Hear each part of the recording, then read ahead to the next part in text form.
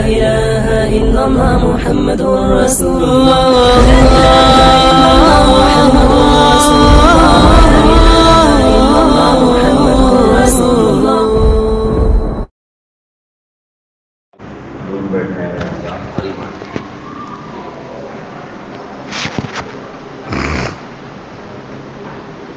بسم اللہ الرحمن الرحیم نحمده ونصلی ونسلم علی رسولہ الکریم اما بعد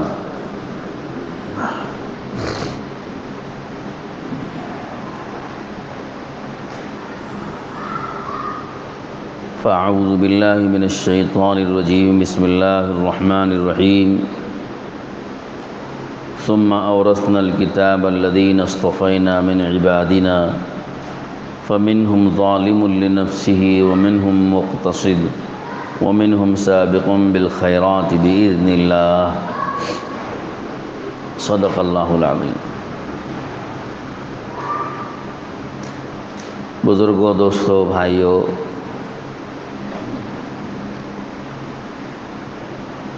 اللہ تعالیٰ نے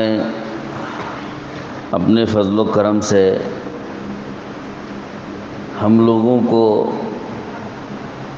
ایک ایسی کتاب کا وارث بنایا جس کتاب میں اللہ تعالیٰ نے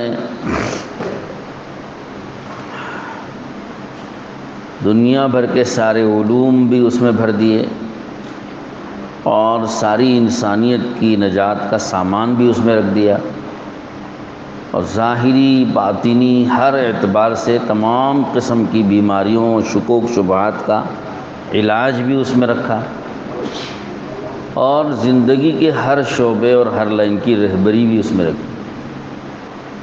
وہ کتاب ہے قرآن مجید. تو اللہ تعالیٰ نے جو قرآن مجید ہمیں عطا فرمایا ہے اور جس کا ہمیں وارث بنایا ہے، یہ قرآن عجیب و غریب کتاب ہے.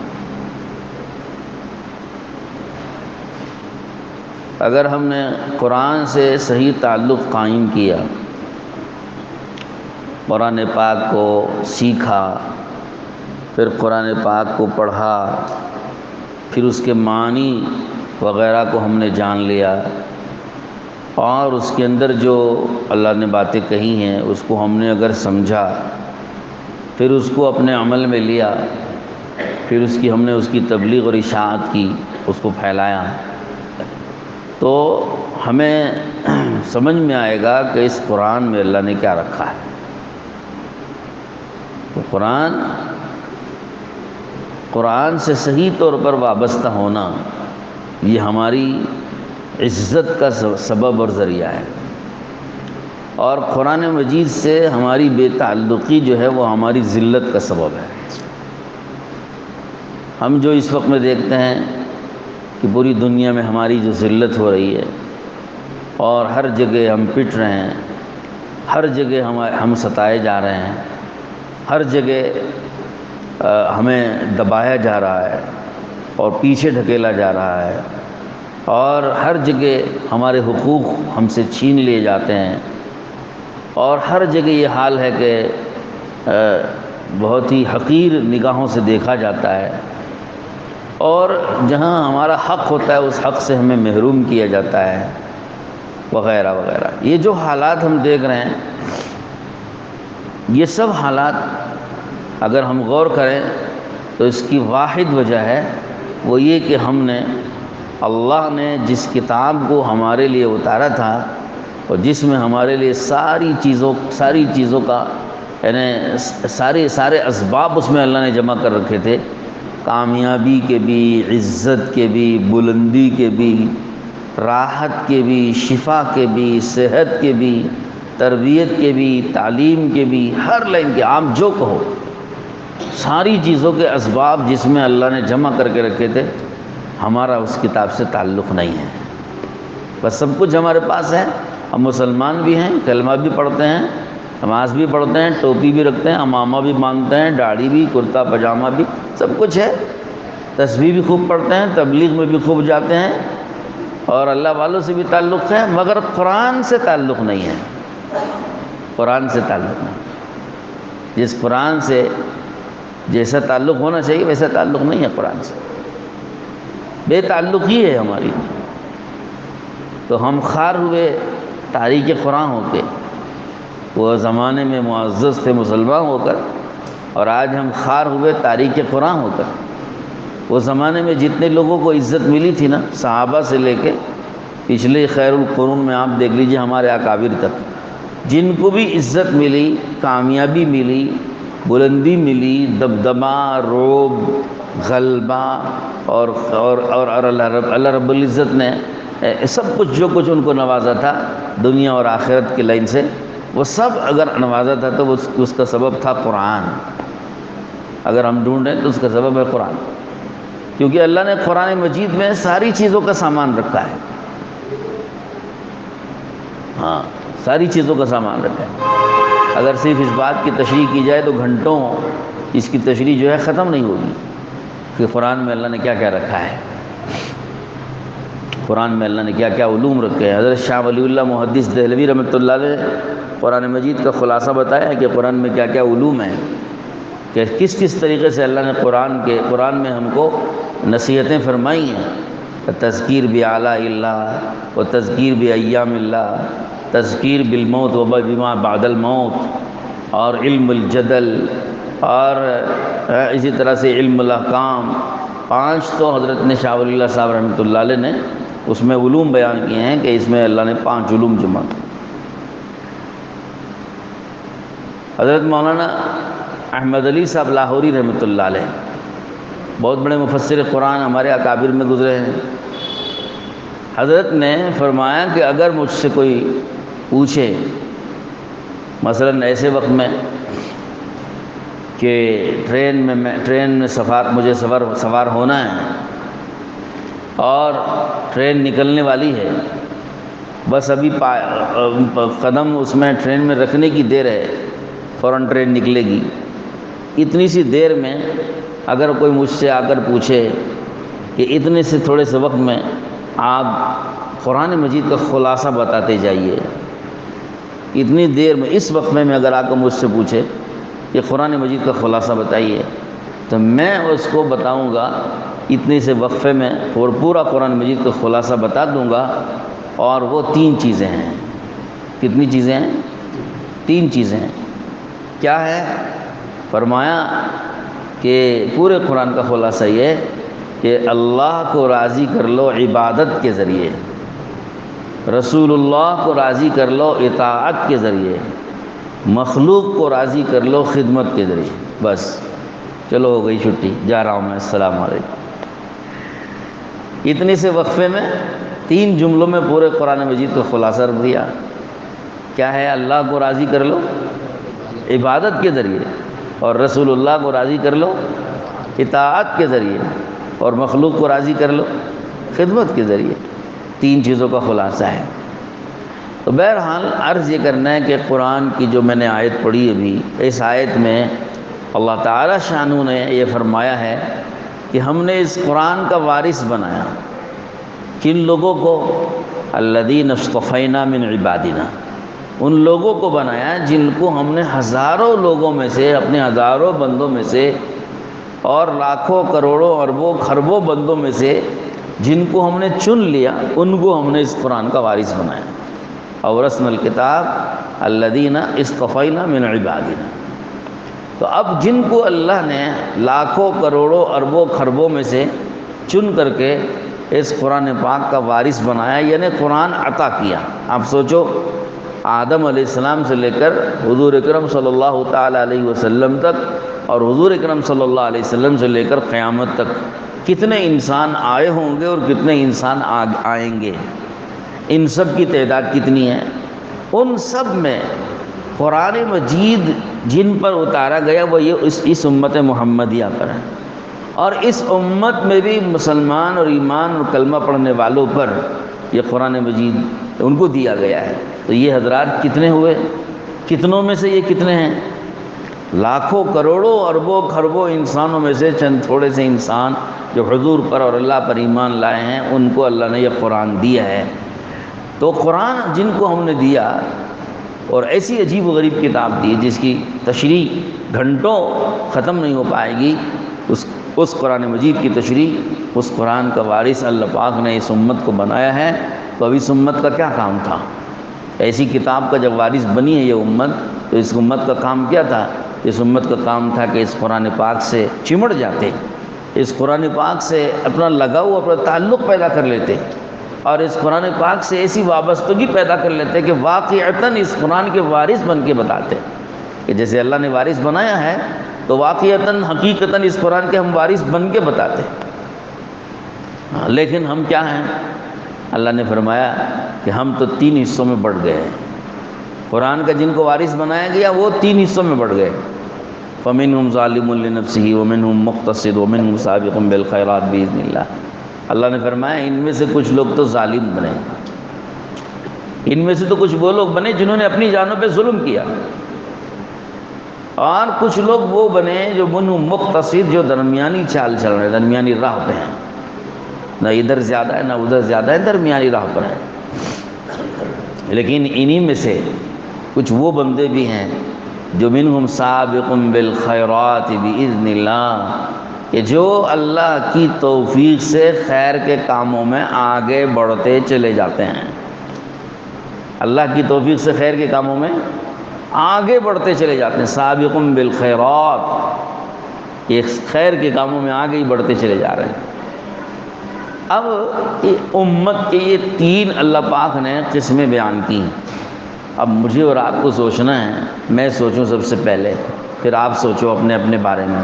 یہاں بیٹھے ہوئے جتنے حضرات ہیں یا جتنے حضرات بات سن رہے ہیں، سب سوچیں اپنی اپنی جگہ پہ میں کن میں ہوں، میرا شمار کس میں ہے۔ کہ اللہ نے 3 قسمیں بیان کی ہیں، تو ان 3 قسموں میں سے میں کس قسم میں ہوں؟ ظالم لنفسہ میں ہوں، یا مقتصد میں ہوں، یا سابق بالخیرات باذن اللہ میں ہوں؟ کس میں ہوں؟ میرا شمار کس میں ہے؟ اگر میں دیکھوں، میرا جائزہ لوں اپنے اپنے عمل کا، اپنی زندگی کا محاسبہ لوں اور محاسبہ کروں اپنی زندگی کا، تو پھر میں یقیناً یہ شرمسار ہوں کہنے پر کہ میں ظالم لنفسہ میں ہوں، یہ اپنی جان پہ ظلم کرنے والا ہوں۔ ہر آدمی یہی اسی نتیجے پہ پہنچے گا کہ میں اس طبقے میں ہوں۔ تو سوال یہ پیدا ہوتا ہے کہ اس طبقے میں رہنے سے کوئی اچھا انجام ملے گا؟ نہیں ملے گا نا، کوئی اچھا انجام تو نہیں ہوتا۔ اس ظالم لنفسہ میں رہنے سے انجام قیامت میں اچھا انجام تو نہیں ہوتا اس کا انجام تو یہ ہوگا کہ صاحب جہنم میں جانا پڑے گا، سزا بھگتنی پڑے گی، جتنے ظلم کیا ہے اس ظلم کی سزا بھگت کے صفائی ہوگی، اور پھر اس صفائی کے بعد ایمان کی وجہ سے جنت میں لائے جائیں گے۔ ہاں، ہمارے حضرت مولانا ابراہیم دیولہ صاحب دامت برکاتہم نے، حالانکہ قرآن مجید میں یہ بات ہے اشارتاً، لیکن انہوں نے ایک بیان میں اس بات کو واضح طور پہ سمجھایا کہ یہ تینوں طبقے امت کے جنت میں جائیں گے، یہ تینوں جنت میں جائیں گے، جنتی لوگ ہیں، لیکن جنت میں جانے کے کیا ہیں؟ مراحل الگ الگ ہیں، اور جنت میں جانے کے اوقات الگ الگ ہیں۔ جو ظالم لنفسہ ہیں وہ تو جنت میں جائیں گے، لیکن اپنے گناہوں کی سزا بھگت کی جنت میں جائیں گے۔ جہنم میں ایک مدت تک اپنے گناہ کی سزا کاٹنا اور گناہ کو معاف کروانا، گناہوں سے پاک ہونا، اور پھر اس کے بعد جنت میں جانے کا نمبر آتا ہے کہ جائیں گے تو جنت میں ایمان کی وجہ سے، لیکن اعمال کے بگاڑ کی وجہ سے جہنم میں جا کے بھی جنت میں آنا پڑے گا۔ اور مقتصد کے بارے میں بھی یہی حکم ہے کہ بھائی اگر اللہ رب العزت نے معاف فرما دیا تو معاف، ورنہ انہیں بھی جہنم میں جا کے پھر آنا پڑے گا جنت میں۔ لیکن سابق بالخیرات باذن اللہ کے بارے میں لکھا ہے کہ یہ تو بلا حساب و کتاب جنت میں جائیں، ہاں بلا حساب و کتاب جنت میں جائیں، سابق بالخیرات باذن اللہ۔ اب سوال یہ ہے کہ تینوں کا یہ انجام ہے، تو ہم کون سا انجام چاہتے ہیں؟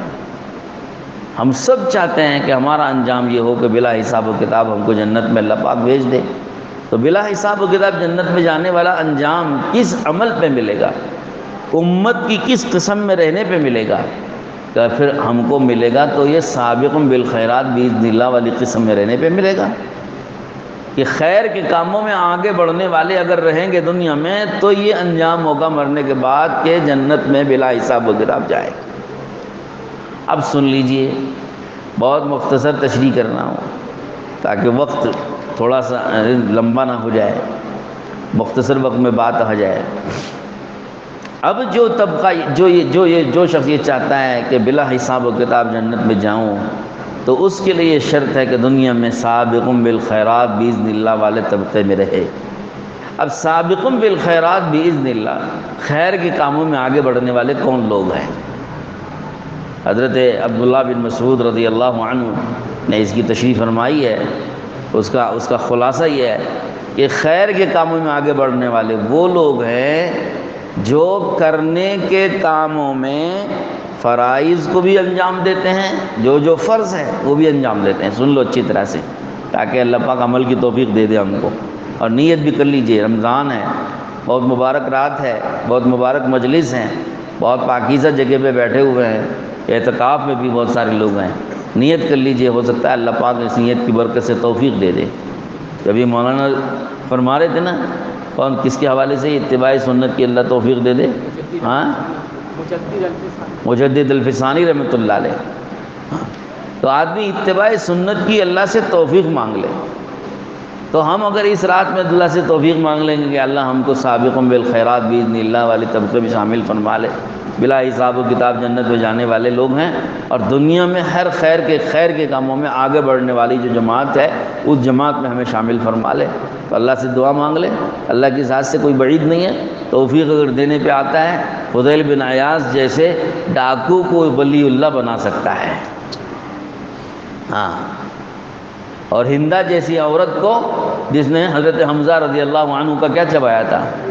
کلیجہ چبایا تھا، اس ہندہ جیسی عورت کو صحابیہ میں رضی اللہ عنہ میں شامل کر سکتا ہے۔ تو جب اللہ توفیق دینے پہ آتا ہے تو کیسوں کو قاتل حمزہ رضی اللہ عنہ کو صحابی رسول بنا دیا، حضرت وحشی کو حضرت وحشی بنا دیا، ہے نا، حضرت ہندہ بنا دیا، ہاں، ابو جہل جیسے دشمن اسلام کے بیٹے کو حضرت اکرمہ بنا دیا۔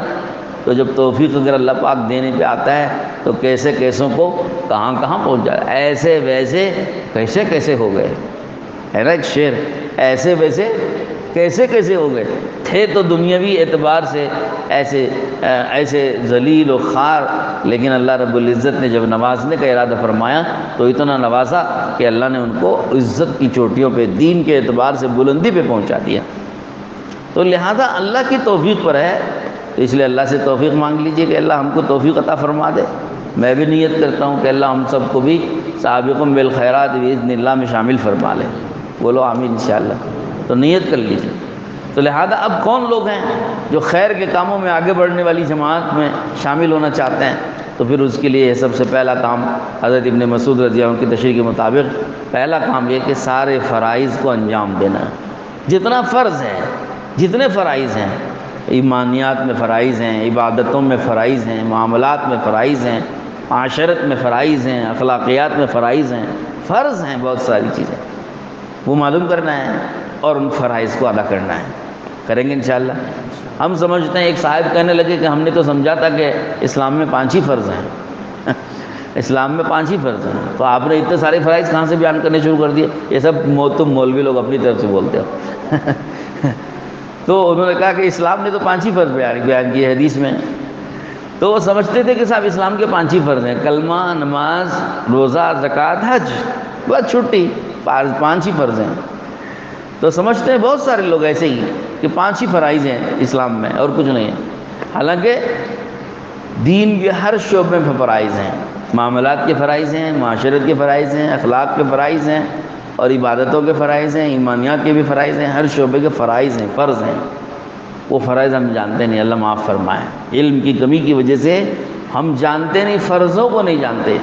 امام غزالی رحمۃ اللہ نے لکھا ہے فرض کا علم بھی فرض ہے، فرض کا علم حاصل کرنا بھی، بولو، فرض جو فرائض ہیں ان کا علم حاصل کرنا بھی فرض عین ہے، فرض عین ہر مسلمان پر فرض ہے۔ ہاں، کتنی کمی ہے ہم میں۔ تو لہذا بھائی نیت کرو کہ انشاءاللہ سارے فرائض انجام دینے کی کوشش کریں، اور جب فرائض انجام دینے کا ارادہ کر لیا ہے تو فرائض کو سیکھنا بھی ہوگا۔ علماء کے پاس جائیں، علماء کی مجلسوں میں بیٹھیں، علماء کی صحبت میں بیٹھیں، مدارس میں جائیں، ان سے پوچھیں کہ ہم کو پانچوں شعبوں کی زندگی کے جتنے فرائض ہیں فرائض بتاؤ۔ ایک صاحب میرے پڑوسی ہیں، مجھ سے ایک مرتبہ جماعت کے بہت پرانے کارکن ہیں، وہ کہنے لگے کہ مولانا کہ ہم بہت سالوں سے جماعت میں سنتے رہتے ہیں دین کے 5 شعبے ہیں، 5 شعبوں کا دین ہماری زندگی میں آنا چاہیے۔ تبلیغ اور دعوت کا مقصد یہ ہے کہ 5 شعبوں کا دین ہماری زندگی میں آئے۔ ہم تو سالوں سے یہ بات سن رہے ہیں، لیکن آج تک ہم کو یہ نہیں پتا کہ وہ 5 شعبوں کا دین کیا ہے۔ 5 شعبوں کا دین کیا ہے ہم کو معلوم نہیں ہے۔ کہیں کوئی کتاب ہے کیا 5 شعبوں کا دین جس میں لکھا ہو؟ وہ سوال کرنے لگے مجھ سے، کہیں کوئی کتاب ملتی ہے 5 شعبوں کا دین جس میں بیان کیا گیا؟ میں نے ان سے عرض کیا کوئی ایک کتاب میں 5 شعبوں کا دین جمع نہیں کیا جا سکتا، ایک کتاب میں نہیں ہے، بہت ساری کتابوں میں یہ پھیلا ہوا ہے۔ تو پھر مجھ سے درخواست کرنے لگے کہ اس میں جو فرض ہیں کم سے کم وہ فرض ذرا بتا دیجئے ہم کو، تاکہ ہم اس سے شروعات کریں۔ کتنی اچھی نیت ہے، اچھی نیت ہے کہ نہیں ہے؟ بولو۔ تو ہم بھی اگر نیت کریں کم سے کم ہم فرض سے شروع کریں گے، جو فرض ہیں پہلے ہم اس کو ادا کریں گے تاکہ فرض ادا ہو جائے ہمارا۔ تو نیک سابقون بالخیرات باذن اللہ والی جماعت میں شامل ہونے کے لیے پہلا کام فرائض کو ادا کرنا، کرنے کے کاموں میں فرائض کو ادا کرنا 1 نمبر، واجبات کو ادا کرنا 2 نمبر، سنتوں کو بھی ادا کرنا 3 نمبر، اور مستحبات کو بھی ادا کرنا 4 ہو گئے، اور اولا درجے کے جو کام ہیں افضل اور اولا ان کو انجام دینا۔ تو فرماتے ہیں کہ یہ جو جماعت ہے سابقون بالخیرات باذن اللہ والی، یہ وہ جماعت ہے جو فرض سے لے کر فرض سے چل کے اولا کاموں تک کو بھی انجام دینے میں پیچھے نہیں ہٹتے۔ سبحان اللہ۔ فرض تو کرتے ہی ہیں، فرض اور واجب، سنتوں کو بھی، مستحبات کو بھی، اور اولا اور افضل جتنے کام ہیں ان کو بھی انجام دیتے ہیں اور اس سے پیچھے نہیں ہٹتے۔ یہ وہ جماعت ہے کرنے کے کاموں میں اتنا آگے بڑھ چڑھ کے حصہ لیتے ہیں، یہ سابق بالخیرات، یہ خیر کے کاموں میں اتنا آگے بڑھتے چلے جاتے ہیں۔ اور پھر اس کا ایک دوسرا پہلو ہے، وہ ہے نہ کرنے کے کام۔ نہ کرنے کے کاموں میں یہ جو جماعت نہ کرنے کے کاموں میں اتنا بچتی ہے کہ نہ کرنے کے کاموں میں سب سے اوپر کا جو ہے حرام ہے، دوسرے درجے میں مکروہ تحریمی ہے، تیسرے درجے میں مکروہ تنزیہی ہے، چوتھے درجے میں غیر اولا کام ہے۔ مباح تو ہے لیکن غیر اولا ہے، افضل نہیں ہے، بہتر نہیں ہے۔ تو فرماتے ہیں کہ نہ کرنے کے کاموں سے بچنے پر آتے ہیں، اتنا بچتے ہیں کہ حرام سے چلتے ہوئے غیر اولا تک سے اپنے کو بچاتے ہیں۔ یہ ہے وہ جماعت سابق بالخیرات باذن اللہ، خیر کے کاموں میں آگے بڑھنے والی جماعت، یہ جماعت۔ تو آپ سوچو گے کہ صاحب اتنا بڑا مشکل کام ہم پر ڈال دیا ہے نا؟ سب سوچتے ہوں گے نا بھائی اتنا مشکل کام تو ہم سے نہیں ہوتا ہے۔ میں نے عرض کیا نا کہ آدمی کی نیت میں کمی ہوتی ہے، اللہ کی طرف سے دینے میں بھی کمی ہوتی ہے۔ نیت اگر آدمی اونچی کرے، اونچے کام کی نیت کرے کہ ہم تو انشاءاللہ اس کو کریں گے، اور دیکھو ایک دم سے کوئی اوپر چھت پہ نہیں پہنچ جاتا۔ یہ جو چھت ہے نا، اوپر چھت پہ پہنچنا ہے، یہ منزل ہے ہماری، وہاں ایک دم سے آدمی نہیں پہنچتا، لیکن پہنچے گا کیسے؟ ایک زینہ چڑھتے پہنچے۔ اگر سوچے گا کہ یہ چھت پر تو میں تو نہیں چڑھ سکتا صاحب، پہلے ہی ہمت ہار کے بیٹھ گیا اور پہلے ہی طے کر لیا کہ اتنی اوپر تو میں نہیں چڑھ سکتا، پہلے ہی نیت کر کے خاموش ہو گیا، تو وہ تو نہیں جائے گا، کبھی بھی نہیں جائے گا۔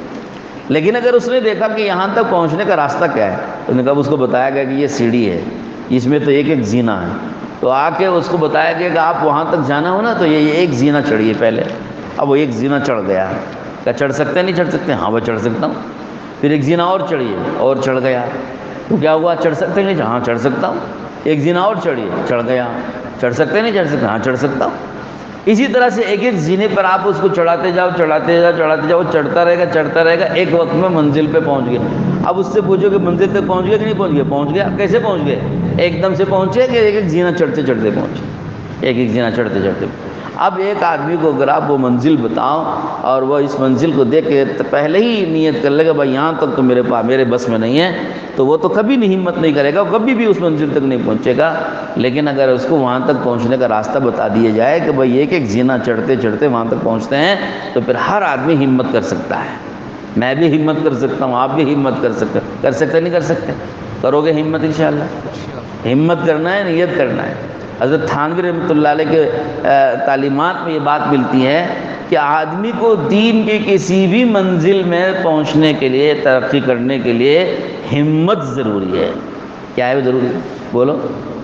سالک کو خاص طور پر راہ سلوک، تصوف اور سلوک کے راستے پہ چلنے والے کے لیے ہمت بہت بڑی چیز ہے۔ ہمت کرنی پڑے گی آپ کو، کمر باندھنا ہوگا، کمر کسنا ہوگا، ارادہ کرنا ہوگا کہ مجھے وہاں جانا ہے، اس منزل پہ مجھے پہنچنا ہے۔ اس کے لیے چھوٹے چھوٹے عملوں سے شروع کرو، چھوٹے چھوٹے عملوں سے شروع کرو۔ ہاں، اب آپ سوچو کہ چھوٹے چھوٹے عمل کون سے ہیں؟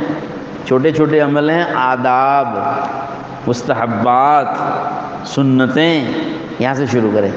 اگر آدمی تھوڑے تھوڑے آداب، ایک ایک آداب جو ہے سیکھ کر کے زندگی کے ہر شعبے کے آداب ہے، کھانے کے، پینے کے، کپڑے کے، سونے کے، اٹھنے کے، مسجد میں جانے، مسجد میں داخل ہونے کے، مسجد سے نکلنے کے، بیت الخلاء جانے کے، بیت الخلاء سے نکلنے کے، کپڑے پہننے کے، کپڑے اتارنے کے، چپل پہننے کے، چپل اتارنے کے، ایک ایک زندگی کے کام کے آداب ہیں اور سنتیں ہیں۔ یہاں سے اگر آدمی شروعات کرے گا تو یہ ہلکے ہوتے ہیں، آسان ہوتے ہیں، اور اس کو کرنا آسانی سے آدمی کے لیے قابو میں آ سکتا ہے۔ تو فرمایا کہ صاحب جو آداب اور مستحبات کی رعایت کرتا ہے اللہ اسے سنتوں کی توفیق دے، اور جو سنتوں کی رعایت کرتا ہے اللہ اسے بولو واجبات تک پہنچا دیتے ہیں، اور پھر جو اس کی بھی رعایت کرے گا اللہ اسے فرائض تک پہنچا دیتے ہیں، اور جو اتنا کرے گا اللہ اسے حرام سے بچا لیتے ہیں، مکروہ سے، تحریمی سے بچا لیتے ہیں، تنزیہ سے بچا لیتے ہیں، غیر اولا سے بچا لیتے ہیں۔ تو یہ زینہ ہوتا ہے، یہ زینہ آپ چڑھو گے، یہ زینہ بھی چڑھنا آسان ہو جائے، پھر کیا ہوگا؟ پھر آسانی سے ہو گئے سابق بالخیرات باذن اللہ میں شامل ہو گئے، کریں گے انشاءاللہ۔ تو اتباع سنت کی نیت کرنا، ہر عمل کو انجام دینے کی ہمت کرنا، نیت اور ہمت ہے نا، ارادہ ہو، نیت ہو اور ہمت ہو۔ کل میں نے بتایا تھا جیسے حضرت تھانوی رحمۃ اللہ علیہ نے فرمایا کہ متقی بننا آدمی کے لیے بہت آسان ہے۔ کیسے کہ صاحب نیت کر لی، تقوی شروع کر دیا، اور ایک دو قدم پہ، ایک دو دن میں یا ایک دو لمحے میں تقوی ٹوٹ گیا، باہر نکلے یہاں سے نیت کر کے چلے تھے کہ صاحب اب تقوی اختیار کریں گے، گناہ نہیں کریں گے، جیسے مسجد سے باہر قدم رکھا وہیں سے سب سے پہلے بدنگاہی ہو گئی، نگاہ خراب ہو گئی، کیا ہو گیا؟ تقوی ٹوٹ گیا۔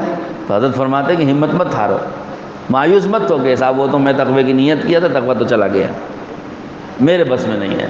کہ نہیں، ہمت مت ہارو، توبہ کر لو، معافی مانگ لو اللہ سے، پھر نیت وہیں سے کر لو، اب نہیں دیکھوں گا۔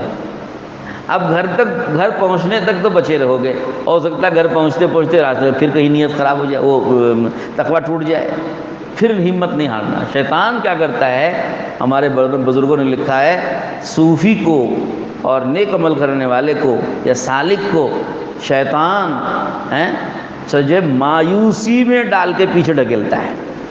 اس میں مایوسی میں ڈالتا، یہ تم سے نہیں ہو سکتا، مایوسی میں ڈالتا ہے کہ یہ تم سے نہیں ہو سکتا، کہ میں تو اتنا گنہگار ہوں، میں اس گناہ کے ہوتے ہوئے میں کیسے متقی بنوں گا، کیسے میں اللہ والا بنوں گا، تو مایوسی میں ڈال دیتا ہے، اس کو مایوس کر دیتا ہے کہ تم سے نہیں ہو سکتا، اتنا بڑا ذکر کا یہ تو مجھ سے نہیں ہوتا، تو اس کو مایوسی میں ڈال کے پیچھے ڈھکیلتا ہے۔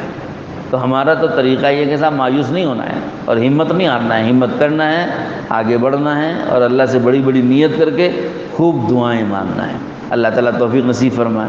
مبارک راتیں گزر رہی ہیں، امت بہت حالات میں چل رہی ہے۔ ایک صاحب نے، مولانا نے لکھا، میسیج بھی کیا کہ آپ اعتکاف میں ہیں، سب لوگ دعا بھی کریں کہ امت بہت حالات میں ہے، مستقبل بڑا مسلمانوں کے سلسلے میں بہت ہی زیادہ کیا کہتے ہیں کربناک ہے، بہت دردناک مستقبل لگ رہا ہے، بہت دعاؤں کی سخت ضرورت ہے۔ امت پوری دنیا میں اس وقت پہ یہ جو جماعتیں مسجد میں بیٹھی رہتی ہیں، کچھ دین کے کاموں میں لگے رہتے ہیں، دعوت تبلیغ کے کام میں یا خانقاہوں میں یا مدارس میں رہتے ہیں، تو ان سے امیدیں لگائی رہتی ہے کہ یہ لوگ دعا کریں گے امت کے مسئلے حل ہو گئے۔ تو ہماری یہ جماعت ہے کہ جن سے امت کو امیدیں ہیں دعا کی، اگر یہ جماعت بھی بیٹھ کے دعا نہ مانگے پھر کون مانگے؟ تو ہم دعا مانگے، خوب رو رو کے مانگیں گے انشاءاللہ۔ ان راتوں کو دعاؤں سے آباد کریں، گھروں کو جانے والے بھی حضرات گھروں میں جا کے دعاؤں کا اہتمام کیجیے، مسجد میں رہنے والے بھی دعا کریں گے، گھروں کو جانے والے بھی دعا کریں، سب مل کے دعا کریں۔ اللہ دعاؤں سے ایسے حالات بدلے گا کہ امت کو توقع اور یقین اور امید بھی نہیں ہوگی، اللہ ایسے حالات دکھائے گا، دعاؤں سے کرے گا انشاءاللہ۔ اللہ تعالیٰ توفیق نصیب فرمائے۔ وآخر دعوانا الحمدللہ رب العالمین۔ لا إله إلا الله لا إله إلا الله